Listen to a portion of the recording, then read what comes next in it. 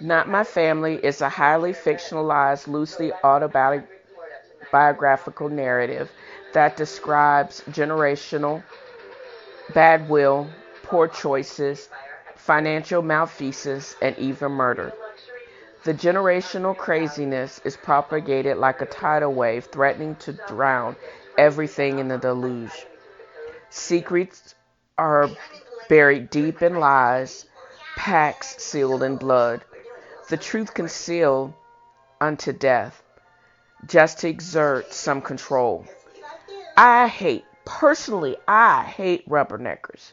It's kind of like, or this book is kind of like rubbernecking. The 30-mile pileup or 30-car pileup on I-75. You want to look away, but you're drawn to the carnage. Join me as the protagonist progresses along self-discovery and she recreates her identity and she discovers how to go home again. Not My Family can be purchased at FeliciaBaxter.com or directly from the author. Just navigate to Facebook, look up Dale's Angels Inc. and click Buy Now for your autographed copy. Now, let's return to the podcast. God of glory, Lord of love, hearts unfold like flowers before thee, healthy as the sun above. Now the clouds of sin and sadness drive our dark down away. Giver of immortal hands, fill us with the light.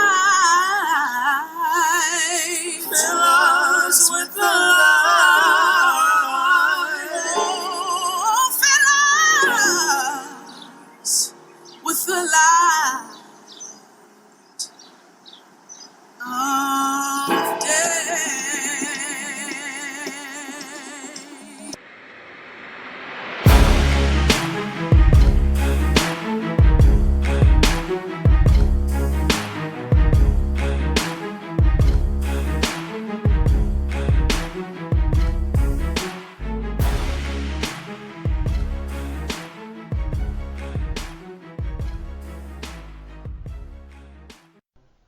Welcome back to an episode of TNFro is Reading. I'm your host, Felicia Baxter.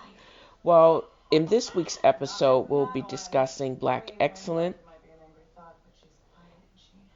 going through all the podcasts that I actually have had the chance to listen to, and I've taken a tidbit from most of them, and also, or just allow me to dream of how I want my podcast to be. I will also be going over my other dream list is Chatterbooks and Wineberry, as well as the Tennessee Medical Minute, which I'll be pumping up because it's its own separate podcast now. My daily affirmations and conclusions. And of course, I forgot my invites and disinvites. And don't expect the podcast to follow this sequence concretely because it's my podcast. I don't have a sponsor and I can talk about stuff in any order that I want to. But I hope you will join me as I discuss those things that hopefully will interest as well as entertain and allow you to learn. So hold on tight and let's get it started.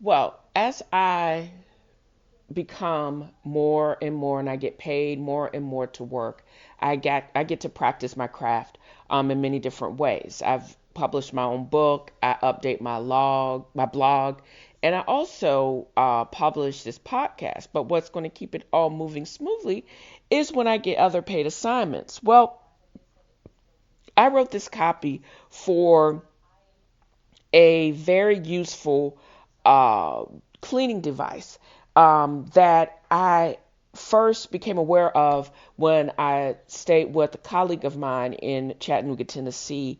I had no idea that the company or they're manufactured right down the road in Dalton, Georgia, but it's uh, a very perfect addition to any cleaning buff or OCD person. It's called Peachy Clean, and I am going to read you the copy that I wrote because I'm kind of proud of it, and I thought it was actually pretty good. I'm what you could call a self-described scrubaholic, which makes my relationship with the Peachy Clean scrubber a bit eccentric, but that makes sense because a scrubber does have a personality disorder. It looks like a sponge, but kicks butt as a heavy-duty scrubber. The lattice work of the silicone gives it the feel of a sponge and allows it to hold soap and water more readily. It also makes gives it the durability that keeps it from permanently damaging your ceramic stove tops or scrape that unique non-stick surface on expensive cookware. And when it's paired with the non-abrasive disinfectant, it makes quick work of the soap and scum in your bathroom. And you ever notice that stench emanating from that sponge, like the dust from Pigpen and the Peanuts cartoon? It's the perfume made up of the byproducts of mildew and pathologic bacteria that are having a love fest in the sponge. The bacterial brothel, yes, I stole that from a different writer, raging within those holes and crevices of traditional sponges that make them absorbent are the condos of salmonella slime causing smelly dangerous organisms. But the Peachy Clean scrubber with that silicone matrix allows it to scrape off burnt food and particles, rinse away pesticides, all without leaving a sticky film. It is one of the best on the market and economical, with benefits of durability with pots and pan scouring, but also soft enough not to scratch up your delicate surfaces or bruise your fruit and vegetables. Repeat cleaning will get you about 2 or 3 months of odor-free, heavy-duty usage. It's so reasonably priced that you'll easily be able to replace it. And literally, it's locally sourced, y'all. It's right down the road from Chattanooga in the state of Georgia. For those of us that require an A+ health department grade cleaning of our kitchens and bathrooms, this guaranteed odor-free scrubber paired with surface-specific cleaning solutions is the one to beat. So join other scrubberholics as we keep it clean and keep it fresh with Peachy Clean Scrubber. Now, back to the podcast. Well, welcome back to the show. And I say this about every section of my show, but this is another part of my show where I actually enjoy spreading the positivity that social media and media also does. I want to give mad props to Simone Biles. She takes another U.S. championship and she defies gravity with her balance beam and floor exercise.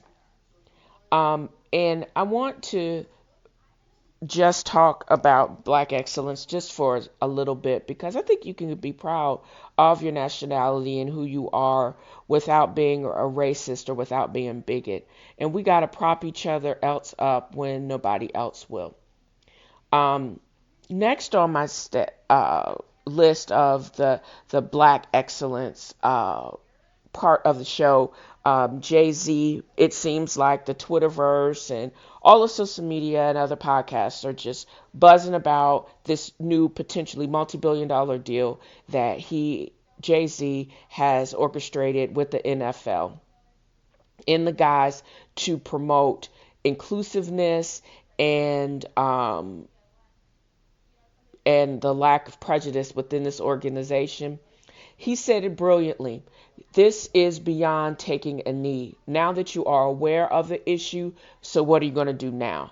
I think it's brilliant, and I'm just going to sit back and wait and see what happens to this. You have to have either you build your own table like Tyler Perry taught us to do, or you have to have a seat at the table to effect a change. And I think this is, again, a positive use of a platform that Jay-Z has built, and I'm excited about that potential. He is a businessman, and if being a capitalist is now some type of bad word, so are everybody. I would love to have a great sponsor for a podcast, but I know even if it doesn't happen, I'm still having a lot of fun doing it, because with that type of sponsorship becomes a lot of rules, and I don't really want to answer anybody anyways. But anyways, so for us to tear this brother down, let's flip back. For us to give him the title of representing all that is black and to support all of the social injustice of the world, to put that on his shoulders, not so much. This is a way for him to use his platform to effect a change, but the bottom line is he is a businessman, or as he said, he is the business. Either way, it's a win-win. And it's going to be up to him to decide how far or how little he's going to do, because he's Jay-Z and it is his business. I mean, how baller was it for them to have it at Rockefeller? I mean, come on, man. They had to come to him. And I think that was just completely brilliant. Whatever side, whatever they want, if he's going to be their black friend, but I think it's going to be a lot more than that. No way will I tear down this brother and not give him his props and say I'm going to pray for him, because I want it to work, because I know having that broad of a platform can only bring positivity to everyone that's marginalized. So mad props to Jay-Z.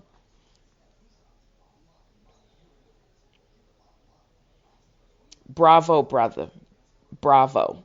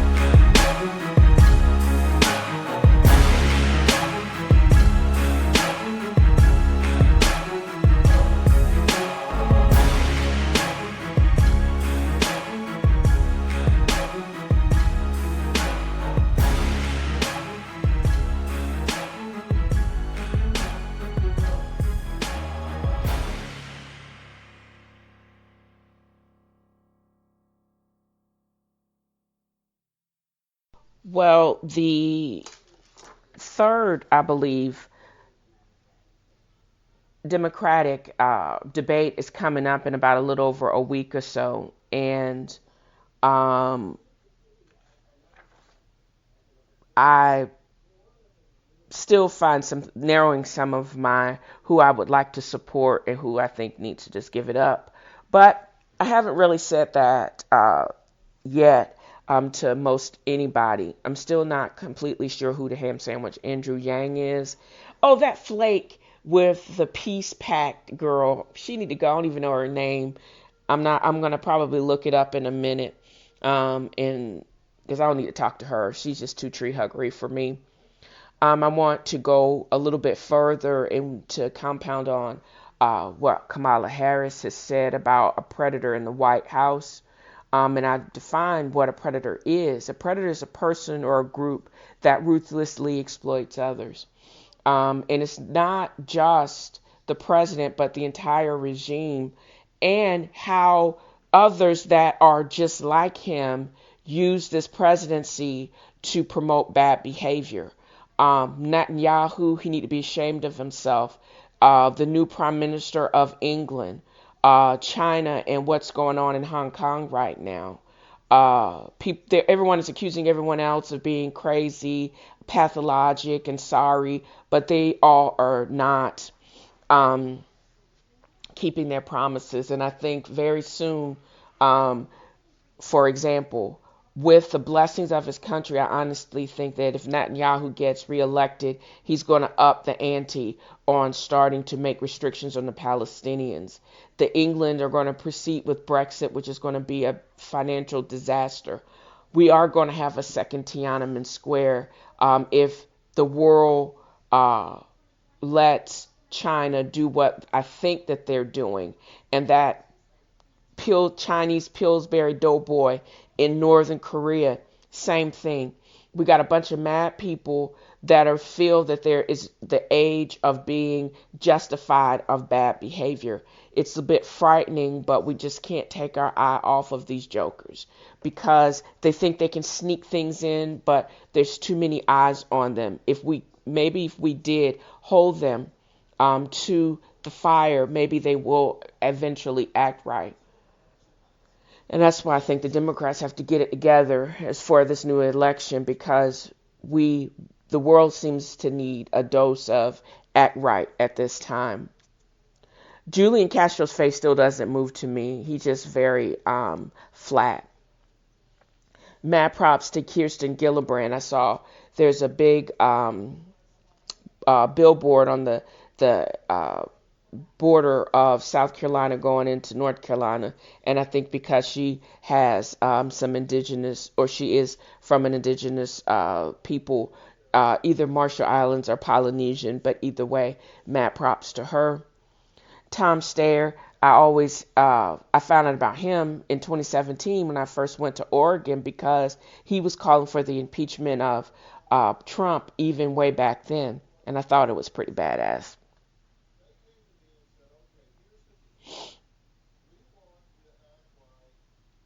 And who am I giving the side eye to?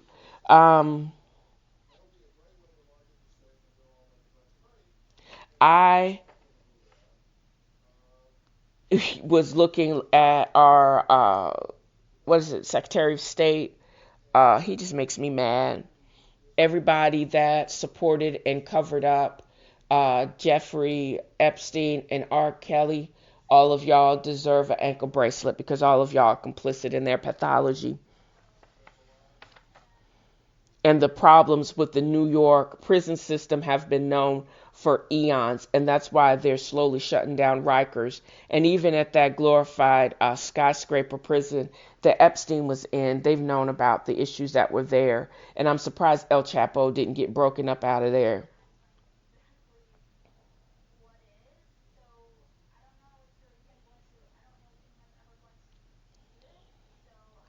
And everyone was also has been talking about Lori Harvey, Steve Harvey's 22-year-old daughter, who is now dating Puff Daddy. I ain't mad at her. If you're gonna go to the top with the rich brother that can do stuff for you, and if he treats you right, so be it. I don't think he's gonna be too stupid with Steve and Margie sitting right there. Um, and she's used to a certain level of maturity, I'm sure, and she's used to a certain type of life. And if he can do all that and is willing to do all that, so be it. I would like to say age is nothing but a number, but Puff is a year older than me. I think he's just old as hell, but that's neither here nor there. And who cares? The bottom line is really who cares? Um, People like the salacious business of others, but the bottom line is we don't have a penny in that dime, so whatever. To each his own. And if we took a minute and put as much effort into being in other people's businesses instead of minding our own, the world would be a better place. So again, nobody cares. Keep it moving and keep being positive is the bottom line. Now for a break.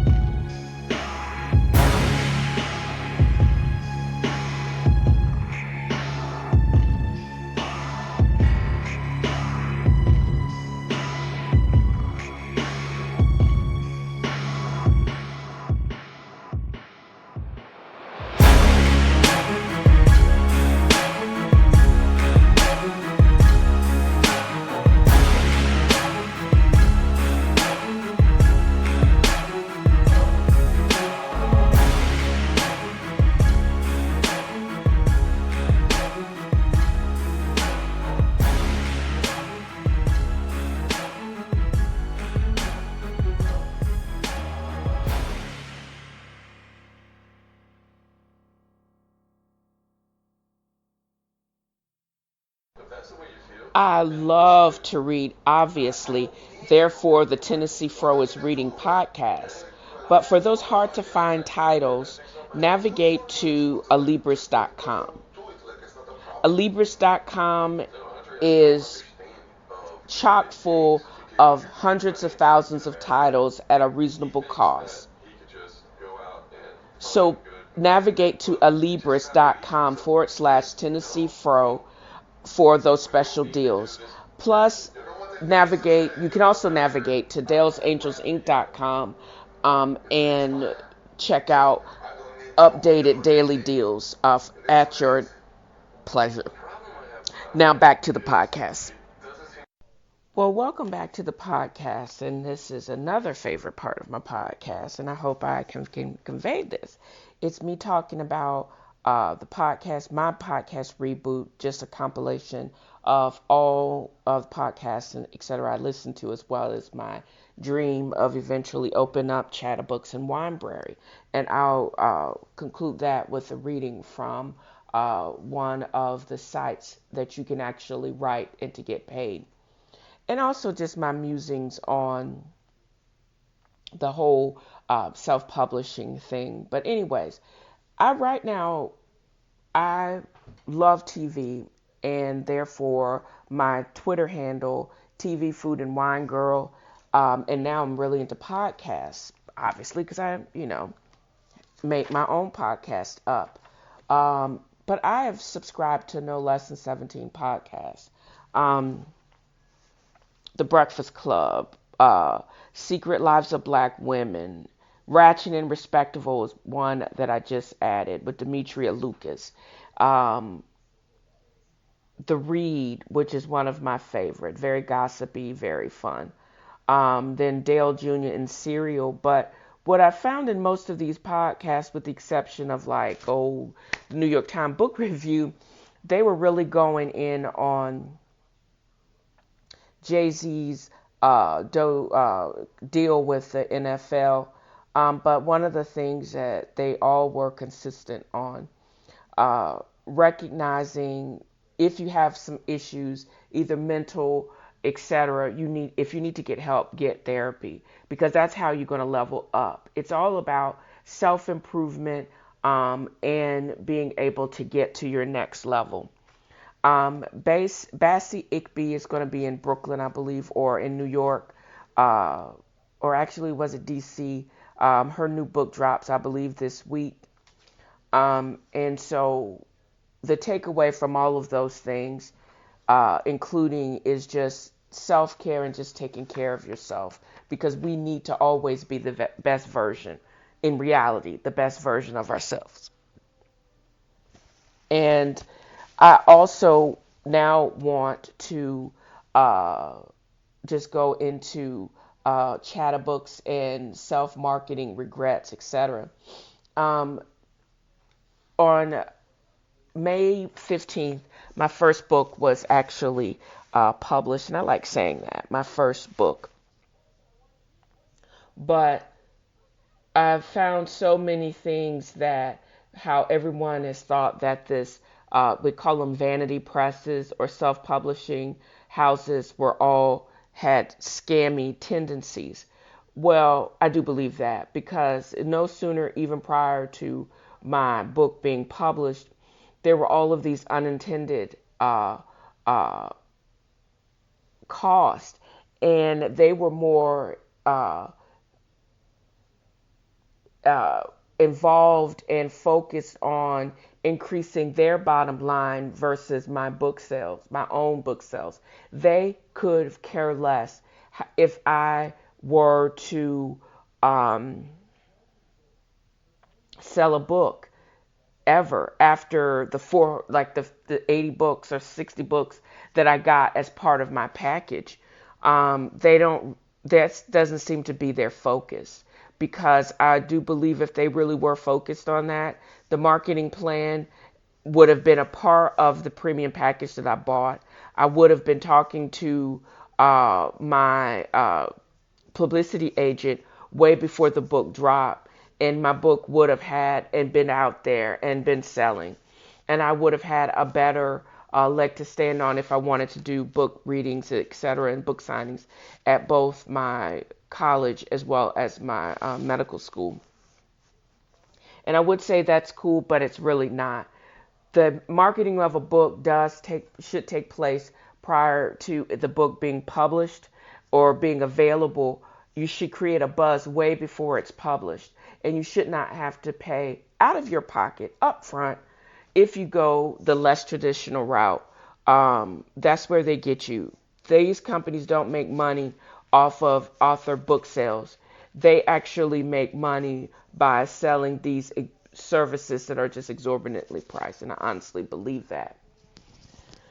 The other thing that kind of tripped me out was as part of my um,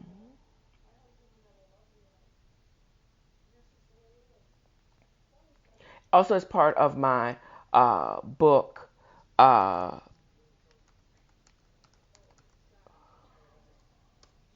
as part of my book deal, or it really wasn't a book deal, I also received a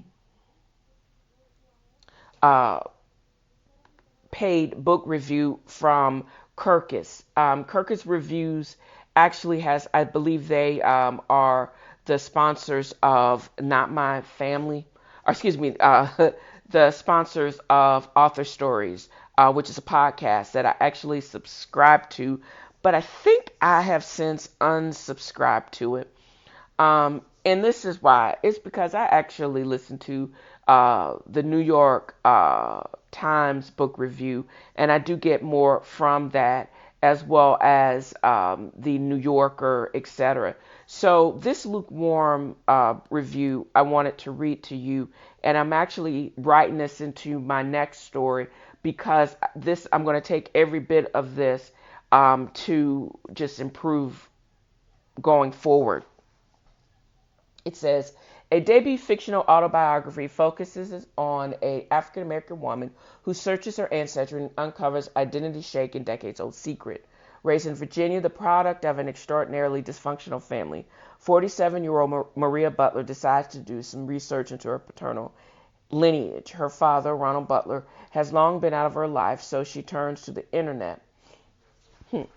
Over the years, she has already assembled considerable information about her mother's side of the family. She learned her older sister Angela is actually her cousin. Actually, if they read more, I guess if they read more than the synopsis, they would come to find out that we're actually not related. Wait a minute, I don't think I do say anything about that second book.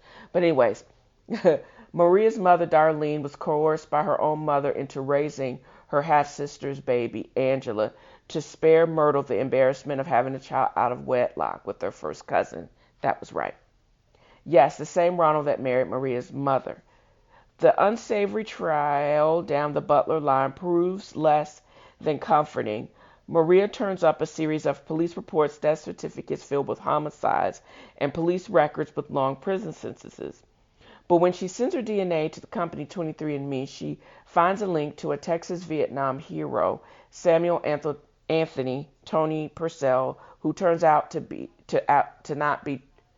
It turns out that Tony and not Ronald is her biological father. Her given name is Frances Marie Purcell. She also discovers she has an older brother, Bryce, who was left in Texas when her mother returned to Virginia with 3-year-old Maria.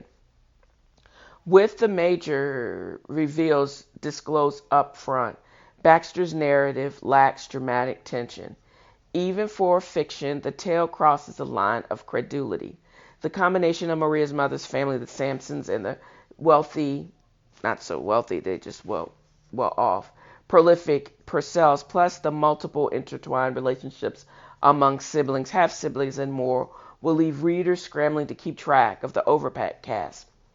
Adding to the confusion, the author rarely provides clear timelines, frequently jumping back and forth between present day accounts and backstories. Still, the articulate conversational prose is engaging, and the book ends on a high note with Maria asserting, I would learn invaluable lessons about forgiveness and respect, and I will learn how to build and support relationships. A rambling family tale with an underlying message extolling the virtues of acceptance and gratitude. Well, I probably will forever ramble, but I'm taking that line, dramatic tension, to heart. And I believe that you can do autobiographical fiction because most of the stuff I can't make up, and give it the tension, but a little bit more in detail. And if I do take my time to actually create the story and that tension, I think it'll actually go over even better. Today has also been that a day of frustrations and wondering that, and blessings. I like what I do as far as my day job, but what I don't like doing is consistently covering for someone that does not appear to be pulling their weight. I've been watching, what I do is I do basically, you could say, nonfiction writing.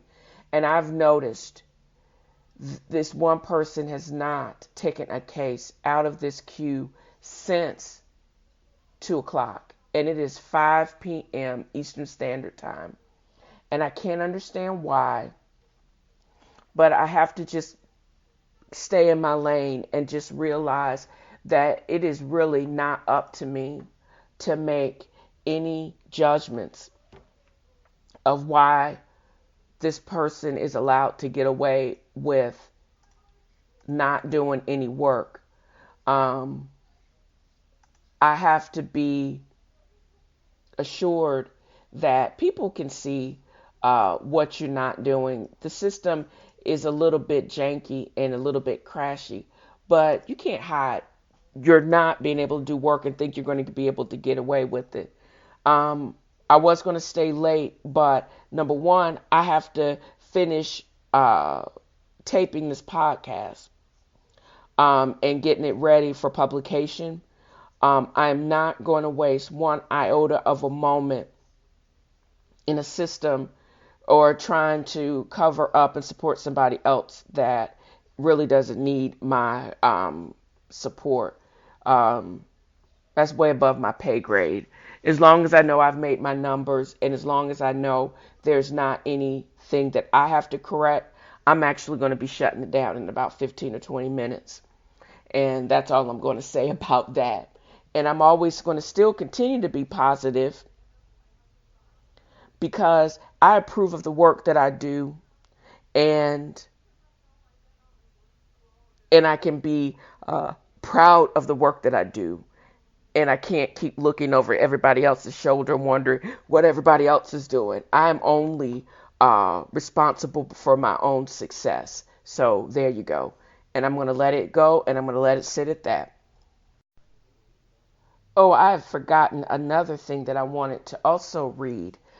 Even though I had that lukewarm uh, review from the Kirkus reviews, I always have a side hustle, and I always am hopeful that I will be getting published and my work will get out there. I have not done any contract work or uh, on Fiverr this past week, but shoot, it's only Tuesday. Um, I am trying as I may, even though I keep getting blocked from it uh,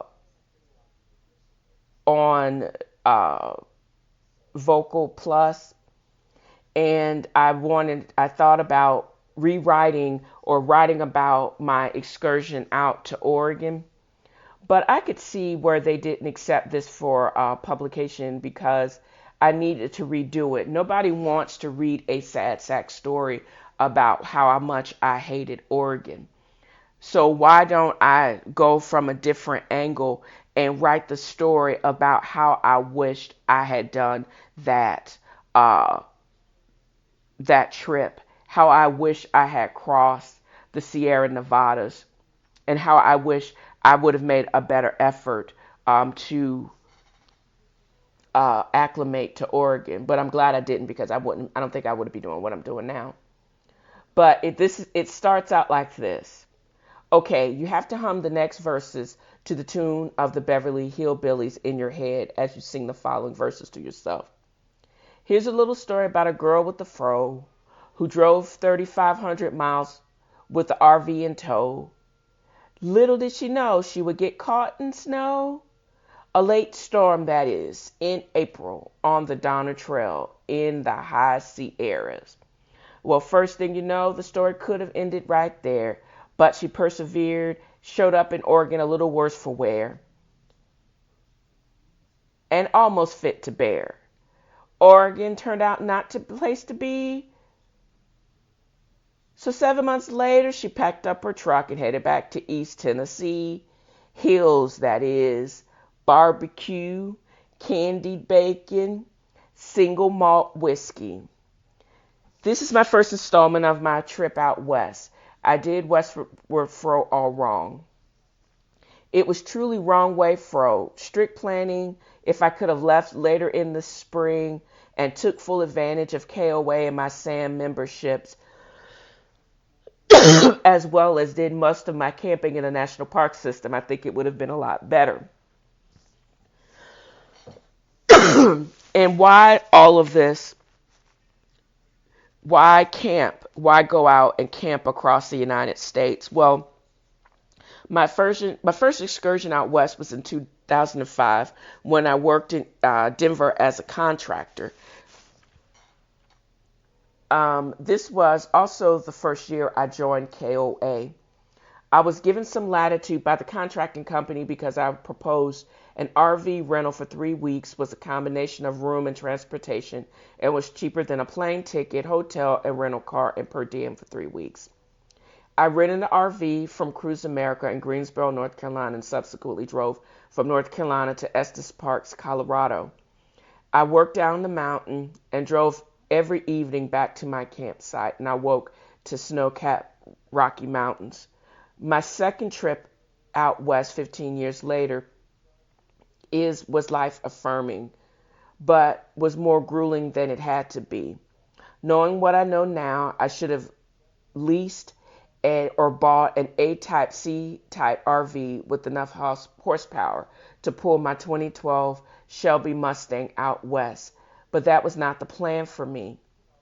What I should have done was plan my trip across the country way before I left Manchester, KOA, Tennessee at the beginning of my drive.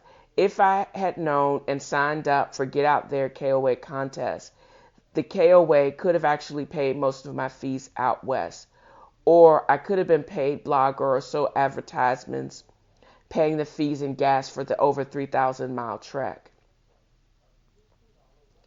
And that would have made more sense if I had. I think I'm just going to go ahead and just change it. The way to do this trip is with one of those 4,000, 5,000 horsepower luxury coaches that was strong enough to pull a toy trailer that I could have then pulled like a smaller Mini Cooper with my Shelby Mustang. But I don't think I would have given up Bisla for anything. I think I would have actually just kept both of them if I could have afforded it. And I think how I'm going to uh, continue to approach this story is if I had my druthers, this is how I would have driven out west. And it starts with that super coach with the toy trailer, and the toy that was packed up was actually Beastla. Yeah, I think that's how I'll do it. People are more interested in more positivities and not more what ifs, and not complaints and someone that didn't take full advantage of the opportunities she had at her disposal. And that's where the creative kick gets in, creating a story that will keep someone entertained that people want to actually read. So that's what my focus is going to be as I complete this story.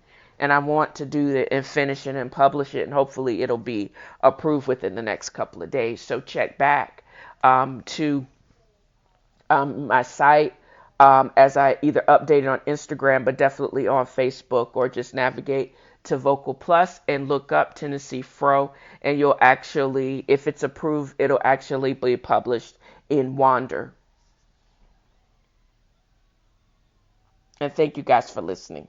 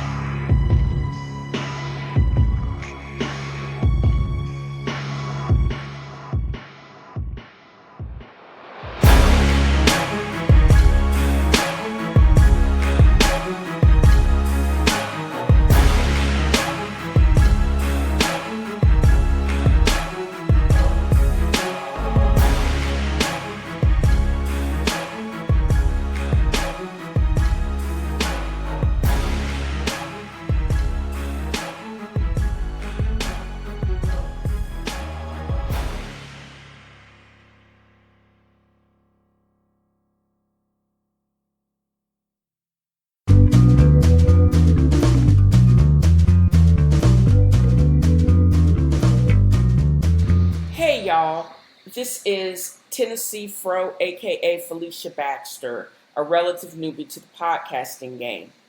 In an attempt to continue to live my best life, it seems as if I always have some type of hustle going on. Traveling Vineyard, India Hicks, writing my book, which is titled Not My Family, dropped last week. Um, all of this comes at a cost. It's not free. It takes effort to create a buzz and and to create content. I just need one person to start the stampede to my site, one person or company to become a patron, one person to buy my book and proclaim it to be the best thing since sliced bread. So please navigate to http://patron.podbean.com/the talking fro to donate to my podcast, and also navigate to www.feliciabaxter.com to purchase my book. In advance, if we don't speak, thanks for your support.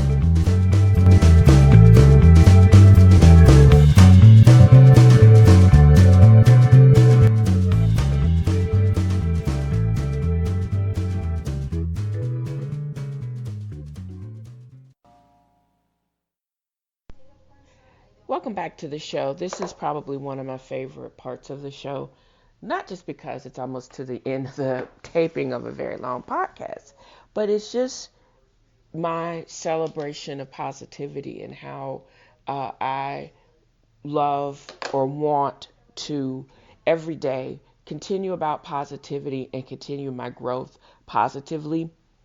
So these are some of the few that I've actually jotted down through the days. I want a healthy and balanced detachment. I am happy because I continually search for a reason to be happy. The past no longer exists. I will live my life without regrets because feeling bad about something that doesn't exist anymore, that doesn't make much sense. I'm a work of art in progress, constantly improving every day. I will seek new experiences. If I want to expand my world, I have to endeavor to do something new in it. I will love and support who I want. I There is no expectation of getting something back in return. I will have realistic positivity, and I will also continue to work on intentional success, and I will not sabotage myself with my words. And that's a good word for the day, don't you think?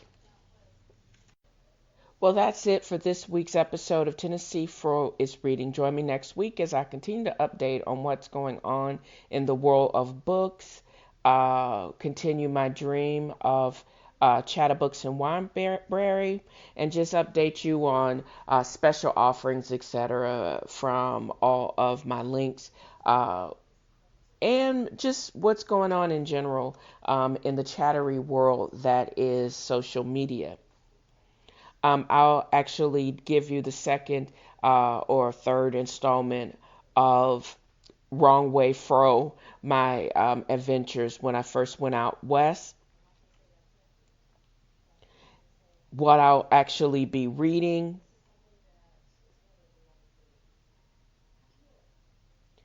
and then I will continue my quest to write, to heal, and just to be better. I want to take y'all with me on my adventure, which is my life. And don't forget, please navigate to DalesAngelsInc.com to find out the latest deals from Gaiam, SodaStream, and my favorite Alibris. Actually, I'm waiting for my one of the greatest books that I've actually added to Chatterbooks and Wineberry, the Letters to a Young Poet by uh, Rainer Maria Rilke.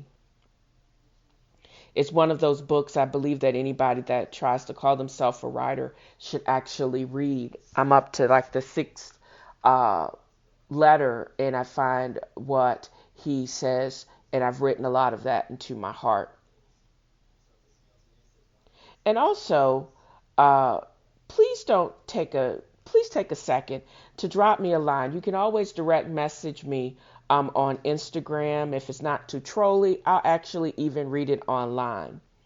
But you can also reach me by dialing 423-463-0658, or if that is just way too much for you, you can also navigate or email me at TNFroisReading@gmail.com.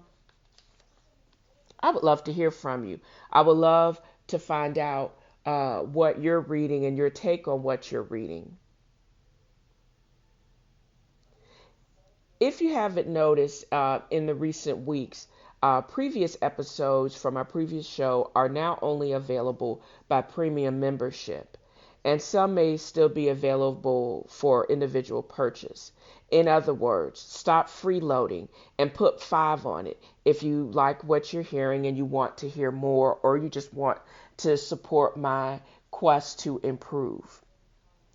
And again, please drop me a line: Facebook, Twitter, Instagram, email, or by phone.